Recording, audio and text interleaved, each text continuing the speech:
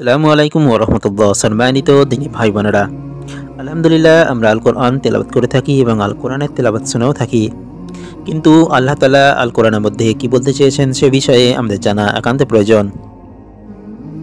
আজকে আমাদের বিষয়বস্তু হলো হযরত মুসা আলাইহিস সালাম এর জামানাতে সবথেকে জ্ঞানী ব্যক্তি কে ছিলেন। এই প্রশ্নটি যখন মুসা আলাইহিস সালামকে করা হয় তখন তিনি নিজেকে জ্ঞানী ব্যক্তি বলে অভিহিত করেন। এই বিষয়টি আল্লাহ তাআলার কাছে অপছন্দনীয় হয় এবং তিনি মুসা আলাইহিস সালামকে ওহী করে জানিয়ে দেন যে এই জামানাতে তার থেকেও একজন জ্ঞানী ব্যক্তি আছেন। সেই সম্পর্কে আজকে আমাদের আলোচনা করা হবে ইনশাআল্লাহ। বিষয়টি আল কোরআনের সূরা আল কাহফের মধ্যে স্থান পেয়েছে।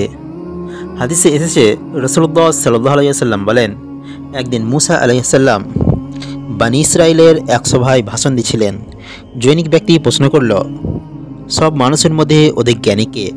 মুসা আলাইহিস সালাম এর জামানাতে তার চাইতে অধিক জ্ঞানী আর কেউ ছিলেন না। তাই বললেন, আমি সবার চাইতে জ্ঞানী। আল্লাহ তাআলা তার নৈকট্যশীল বান্দাদেরকে বিশেষভাবে গড়ে তোলেন, তাই এই জবাব তিনি পছন্দ করলেন না। এখানে বিষয়টি আল্লাহর ওপর ছেড়ে দেওয়াই ছিল আদব, অর্থাৎ একথা বলে দেওয়া উচিত ছিল যে আল্লাহ তাআলাই ভালো জানেন কে অধিক জ্ঞানী। এই জবাবের কারণে আল্লাহর পক্ষ থেকে মুসা আলাইহিস সালামকে তিরস্কার করে ওহী নাজিল হলো যে, দুই সমুদ্রের সঙ্গমস্থলে অবস্থানকারী আমার এক বান্দা আপনার চাইতে অধিক জ্ঞানী। এই কথা শুনে মুসা আলাইহিস সালাম প্রার্থনা জানালেন যে তিনি অধিক জ্ঞানী হলে তার কাছ থেকে জ্ঞান লাভের জন্য আমার সফর করা উচিত। তাই বললেন, হে আল্লাহ, আমাকে তার ঠিকানা বলে দিন। আল্লাহ তাআলা বললেন, থালার মধ্যে একটি মাছ নিয়ে নিন এবং দুই সমুদ্রের সঙ্গমস্থলের দিকে সফর করুন। যেখানে পৌঁছার পর মাছটি নিরুদ্দেশ হয়ে যাবে সেখানেই আমার ওই বান্দার সাক্ষাৎ পাবেন। মুসা আলাইহিস সালাম নির্দেশ মতো থালার মধ্যে একটি মাছ নিয়ে রওনা হয়ে গেলেন। তার সাথে তার খাদেম ইউসা ইবনে নুনও ছিল। পথমধ্যে একটি পাথরখণ্ডের ওপর মাথা রেখে তারা ঘুমিয়ে পড়লেন। এখানে হঠাৎ মাছটি নড়াচড়া করতে লাগলো এবং থালা থেকে বের হয়ে সমুদ্রে চলে গেল।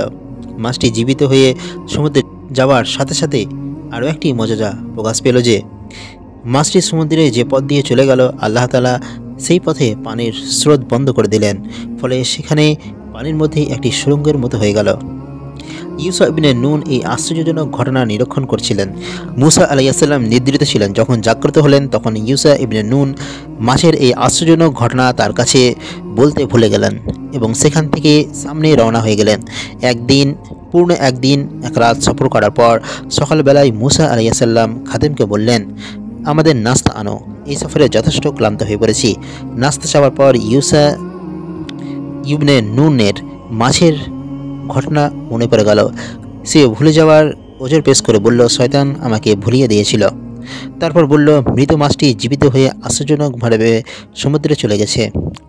তখন মুসা আলাইহিস সালাম বললেন, সেই স্থানটি তো আমাদের লক্ষ্য ছিল, অর্থাৎ মাছের জীবিত হওয়া হয়ে নির্দেশ হয়ে যাওয়ার স্থানটি ছিল গন্তব্যস্থল।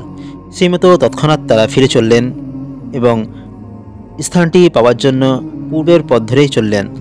প্রস্তরখণ্ডের নিকট পৌঁছে দেখলেন এক ব্যক্তি আপাদমস্তক চাদর আবৃত হয়ে শুয়ে আছে। মুসা আলাইহিস সালাম তদবস্থায় সালাম করলে খিজরি আলাইহিস সালাম বললেন, এই জনমানবহীন প্রান্তরে সালাম কোথা থেকে এলো? মুসা আলাইহিস সালাম বললেন, আমি মুসা। খিজরি আলাইহিস সালাম প্রশ্ন করলেন, বনী ইসরাইলের মুসা? তিনি জবাব দিলেন, হ্যাঁ, আমি বনী ইসরাইলের মুসা। আমি আপনার কাছ থেকে ওই বিষয়ে জ্ঞান অর্জন করতে এসেছি যা আল্লাহ তাআলা আপনাকে শিক্ষা দিয়েছেন।